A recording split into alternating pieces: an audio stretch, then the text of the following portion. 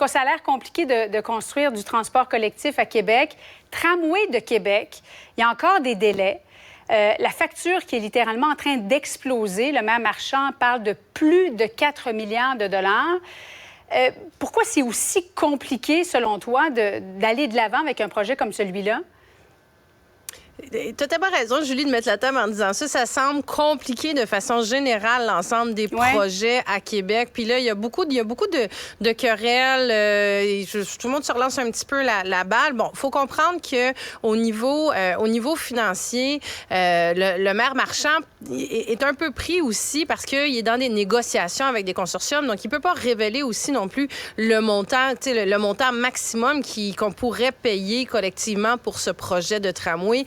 Il était question de 3,6 milliards. On serait rendu à 4 milliards. Mais là, on s'entend que ça risque la facture, comme tous les projets d'infrastructure au Québec, augmentera certainement, mais on ne sait pas à quel niveau. Mais pour des raisons de négociation, pour le moment, ils ne souhaitent pas le mentionner parce que, bon, la facture pourrait être à la hauteur de celle qu'il mentionne prêt à être payée. Pour ce qui est des délais, bon, il avait déjà, au mois de juin, il avait déjà donné un délai supplémentaire au consortium et il avait affirmé que ce serait le dernier délai. C'est-à-dire mi-octobre, je pense. Et là, exactement, c'est encore reporté davantage. Mais tu sais, il faut comprendre aussi que le projet du tramway, il est encadré par une loi qui est votée à l'Assemblée nationale. Hein?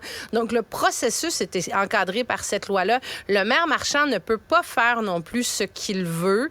Donc, il y a vraiment des délais, une façon de fonctionner aussi qui doit faire l'approbation du Conseil des ministres, du gouvernement du Québec. Mais là, j'entendais aussi le gouvernement du Québec qui dit qu'il pourrait envoyer ça dans leur future agence du transport. Mais si ça devait aller vers une agence du transport, bien là, ça veut dire que tout le processus serait à recommencer. Là, on entend que la Ville de Québec pourrait se dire, bien finalement, est-ce que ce serait la Ville qui s'occuperait du projet d'infrastructure? En tout cas, c'est pas très, très clair là, pour le moment où on s'en va dans ce projet-là. Mais chose certaine, c'est que la question qui se pose, c'est combien ça coûtera? Est-ce qu'on est prêt collectivement à assurer cette facture-là, mais est-ce que le délai aussi de mise en marche du projet pour 2029 va réellement pouvoir être rencontré si on continue d'avoir des délais comme ça dans le dépôt des projets? Oui, ça risque d'être assez difficile. Bonne nouvelle pour les députés qui sont également des parents, que ce soit des mamans ou des papas. Halte garderie au Parlement, puis on lit ça, puis on se dit, bien, comment ça se fait que ça n'a pas été mis de l'avant un peu plus tôt? On est en premier jour de rodage, d'essai actuellement. Alors, il va y avoir au Parlement une halte garderie. C'est un projet pilote. J'ai très hâte de lui parler tout à l'heure au député de Québec solidaire, Sol Zanetti, qui est député de Jean Lesage, qui a une petite fille de 2 ans et demi. Toi, j'imagine que tu en aurais profité du moment où tu étais députée pour le Parti libéral, parce que tu es aussi maman, Marie? Oui, bien écoute, ma fille, moi, quand j'ai été élue, elle avait 6 ans. C'est quelque chose que j'aurais trouvé bien pratique, effectivement. Puis tu le mentionnes, ça a pris beaucoup de temps à arriver à ce projet-là. Moi, j'étais à l'Assemblée, on avait déjà ces discussions à l'époque sur comment on pourrait faciliter la vie au niveau de la conciliation politique-famille, parce que ce sont non seulement des heures qui sont très longues quand on siège à l'Assemblée nationale, mais c'est des heures aussi qui sont qui changent beaucoup. Hein. Des fois, ça peut être très tôt le matin, des fois, on se retrouve à siéger le soir. Des fois, je veux dire, c'est fractionné. Et il y a aussi la considération de quand on siège à Québec, il y a plusieurs députés qui ne viennent pas de Québec non plus. Là. Moi, j'étais à Montréal. Il y a 3 jours semaine où j'étais à Québec. On se retrouve dans une situation où ça va faire toute la différence, vraiment. Mais ça a pris du temps. Si tu me permets, Marie, ce sont surtout les députés parents de Québec, dans des circonscriptions de Québec, qui vont pouvoir en profiter, non?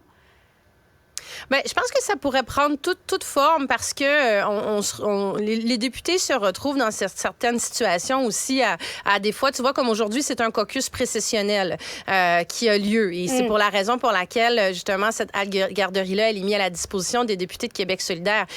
Donc, dans ce contexte-là, l'ensemble des députés pourraient se retrouver, justement, à passer 2 jours ou une journée à l'Assemblée nationale, puis amener un enfant, le mettre à la halte garderie pour quelques heures.